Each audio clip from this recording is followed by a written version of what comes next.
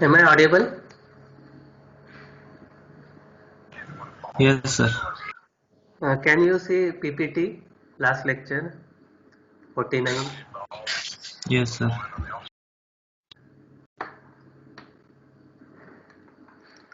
Now let us summarize. In this lecture, we will see this planning, nonlinear planning and constant satisfaction, that is constant propagation. Earlier, we have discussed linear planning, that is goal stack planning, and then after that we have discussed plan space planning, which was a nonlinear planning technique, which works on partial plans, which is flexible, uses list commitment principle, and out there we have seen that it works on conflicting goals, and therefore mostly you will find out the nonlinear planning techniques they are used, because the complex problems always they cause goal interactions,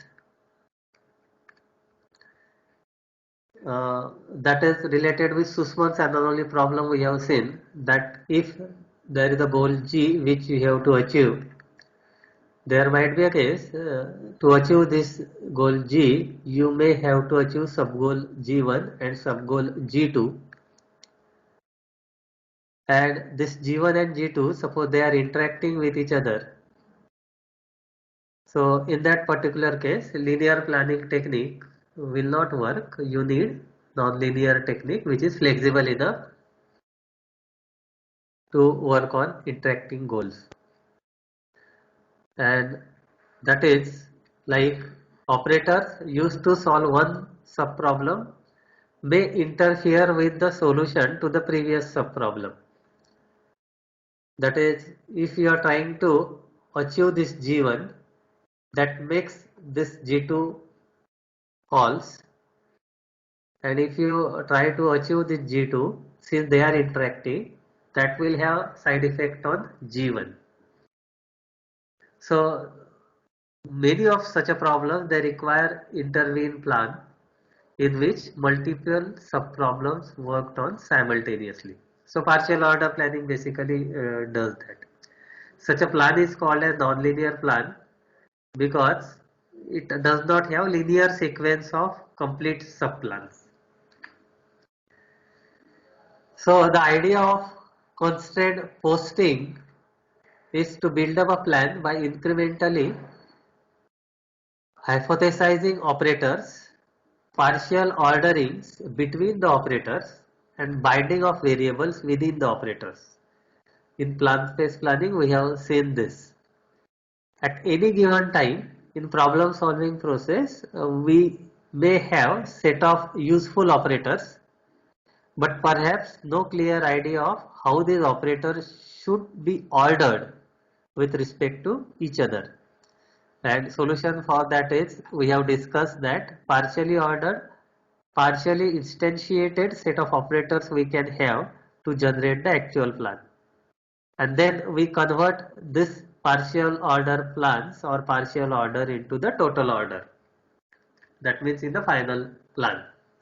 So let us compare linear and non-linear, that is state space search and constant posting. In state space search, we have seen that it moves in the space, modify world state via operators. We start with starting state, apply operator, then that generates the next state. Again we apply suitable operator that generates another state. We repeat this until we reach to the goal state. In constant posting, we move in a space by adding operators and order operators, bind variables, or otherwise constraint plan. That is the difference. And in terms of time, the depth of a node in state space search in the specific search space. So time required to reach to the goal node, that depends upon depth where you have reached to the goal state. And out here in constant posting, the time required depends upon partially ordered set of operators. How you have done that. Here in state space search, plan is stored in series of state transitions. Okay. And out here in constant posting, plan is stored in a single node. So that's how both these approaches they differ. Again, recall. Now heuristics for planning using this constant posting. We perform step addition. In step addition, we create new steps for a plan. Then we sometimes do the promotion, and which constrain one step to come before another in the final plan. Okay.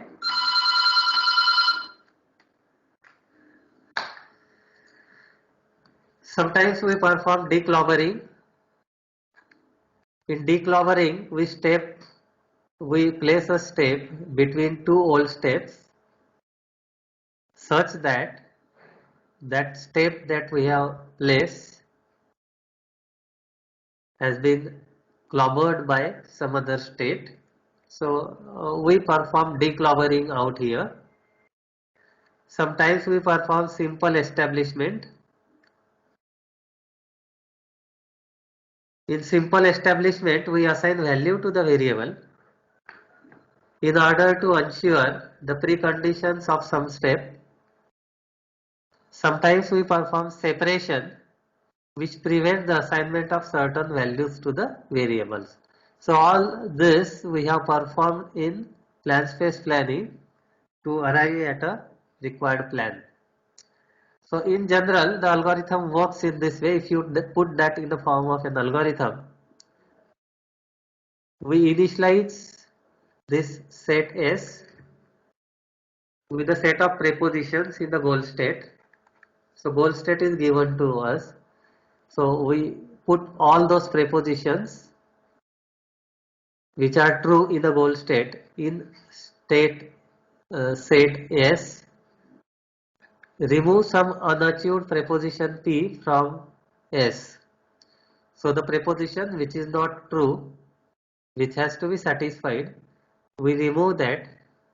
We try to achieve that preposition by using one of the technique that we have seen, by step addition, promotion, declobbering, establishment or separation, depending upon the requirement. Then review all the steps in the plan. Sometimes we have to add new steps, introduce. See its preconditions which are achieved or not. If they are unachieved, so you may have to add to that S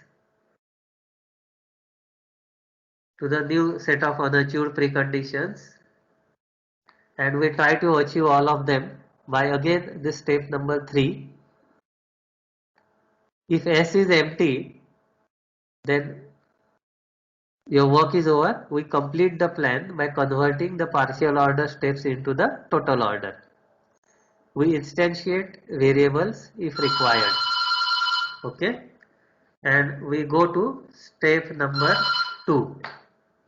Again we repeat this until we reach to all the satisfied prepositions in set S.